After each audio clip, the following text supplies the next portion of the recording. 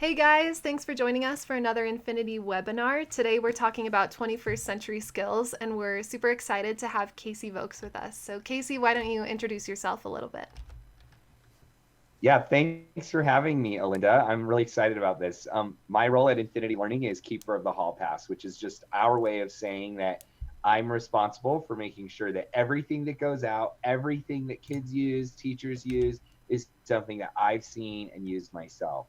And the reason for that is because I've done 15,000 simulations in my life so far. Wow. And some of those are an hour long, some of those have been even a few days long when we've done camps and things like that. So I definitely I've done it a lot. And when you Yeah. do something that many times, you get kind of an idea of what works and what doesn't, and what resonates and speaks to the kids, and what we need to do more of or do less of in our simulations. We've really gotten good at figuring out how to make programs fun and engaging for kids, and over the last few years, we've been figuring out how to incorporate that in the most meaningful way to really instill 21st century skills in the kids and to get them excited about becoming lifelong learners. Wow, that's awesome. Thank you so much for that introduction. That's perfect. And we're excited to have you today. So, like I said, we're going to be talking about 21st century skills. And this is something that you've already expressed a lot of interest in and that Infinity Learning really cares about. So, we're looking forward to talking more about that. I just want to quickly here in the beginning remind everybody that every month we post a blog post on our website at infinitylearning.com/blog. And so this month it was all about 21st century skills, and we encourage you to go and read that because that's where a lot of our source material is coming from today. Okay, so let's get right to it. So, what are 21st century skills? From the blog post, it says the most commonly mentioned skills include the 4 C's. So, that's critical thinking, collaboration, communication, and creativity. And then there's others that include technology, literacy, flexibility, leadership, initiative, and productivity. And every source has different lists of 21st century skills. But I really like this quote from Trevor Muir, who's an educator and a blogger. He says, I think it's time we stop calling them soft skills. We need to call them what they really are, essential skills, because they are essential, arguably more essential than your ability to memorize facts and equations. And I really believe that. Do you have any thoughts on that, Casey?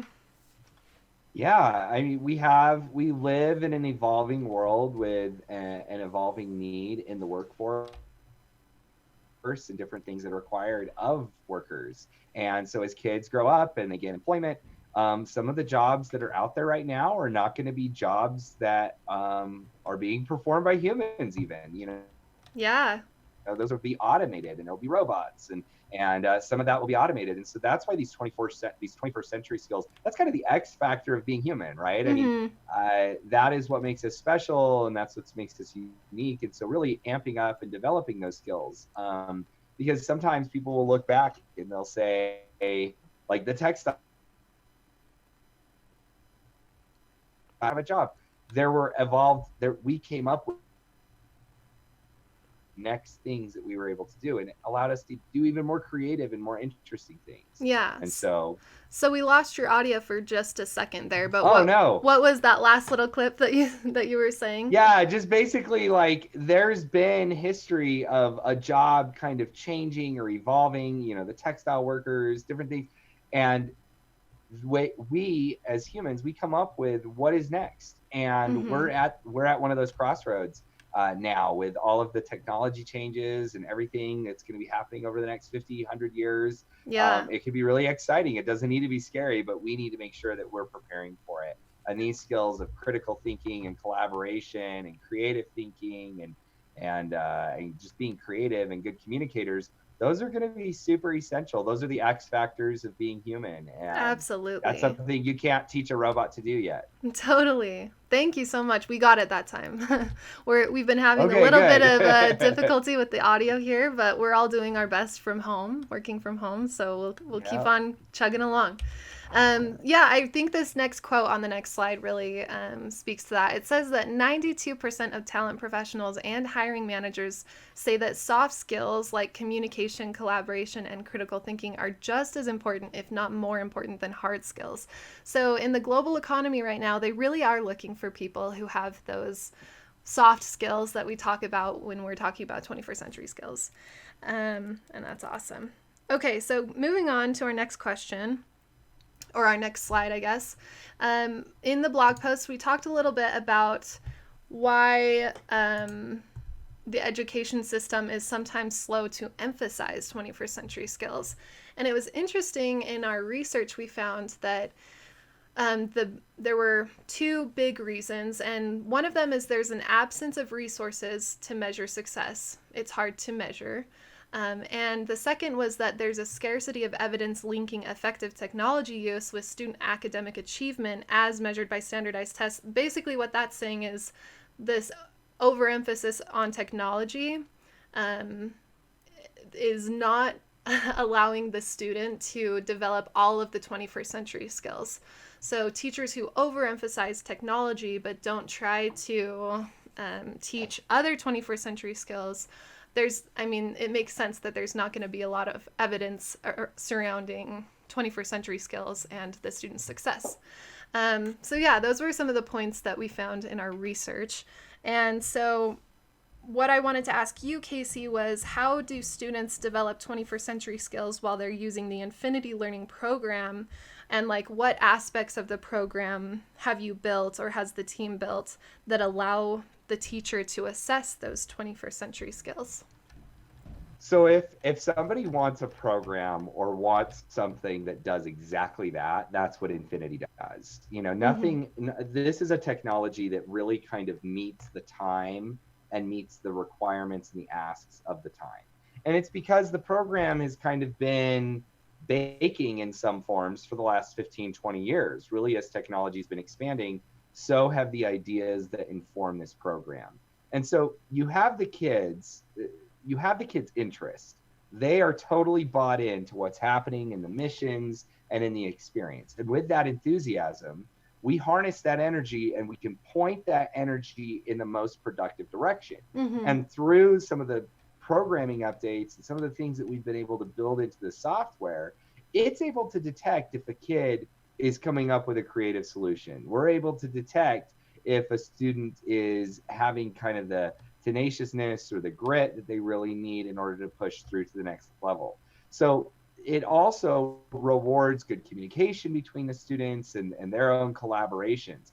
Everything in the experience, because it's not just a siloed video game. It's not something you sit off and do by yourself. It's something that you have to do with other people. Right. And as you do that with other people, you engage them.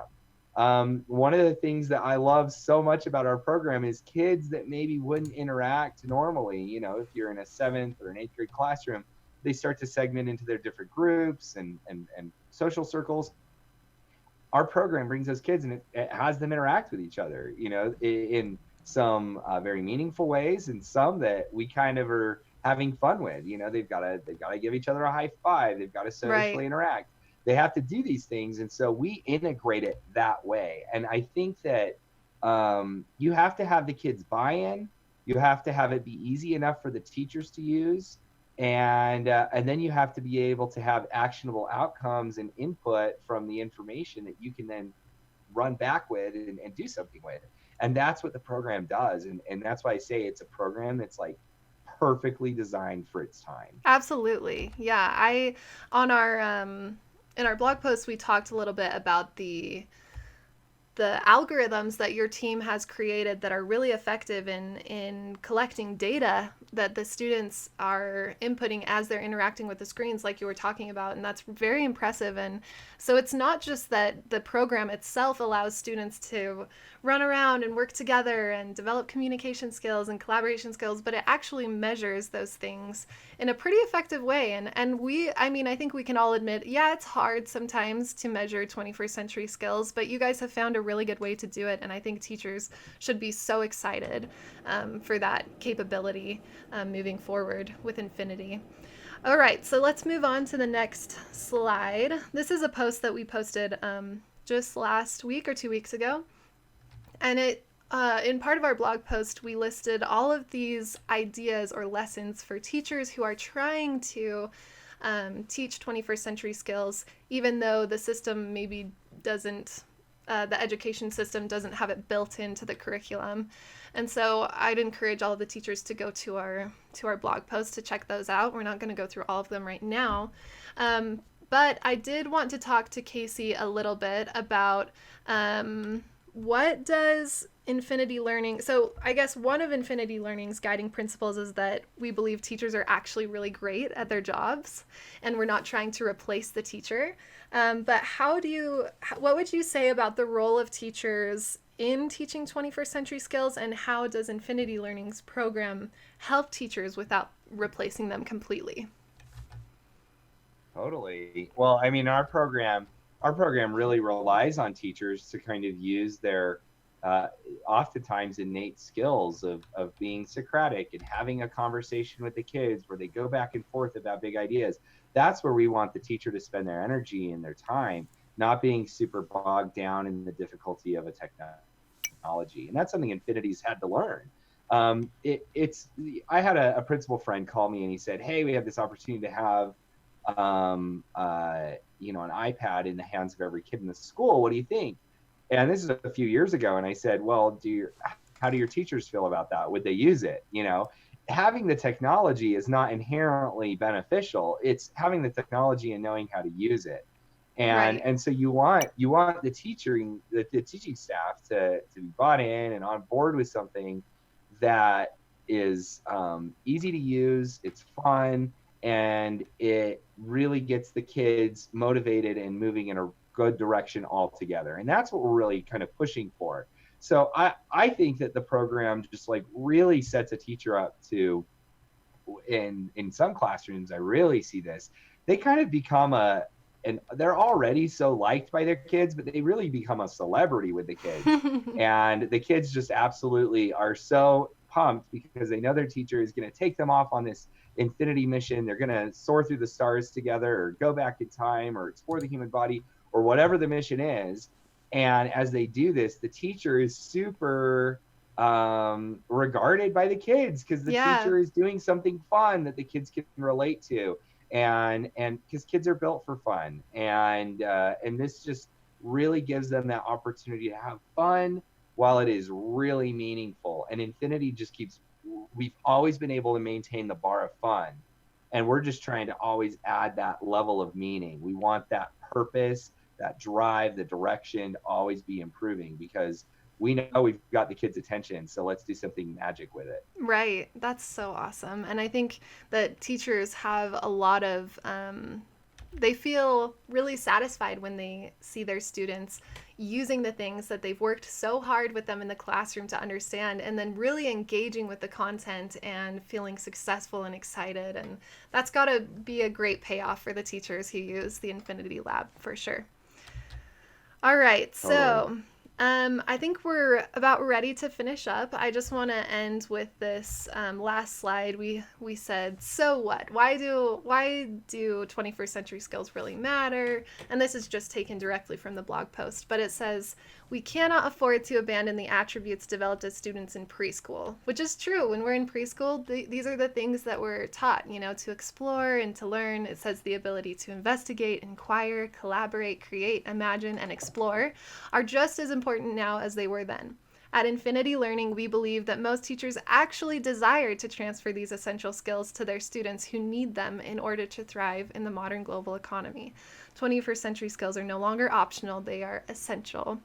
So, Casey, as we wrap up, do you have any last thoughts for everybody as we finish this one up today?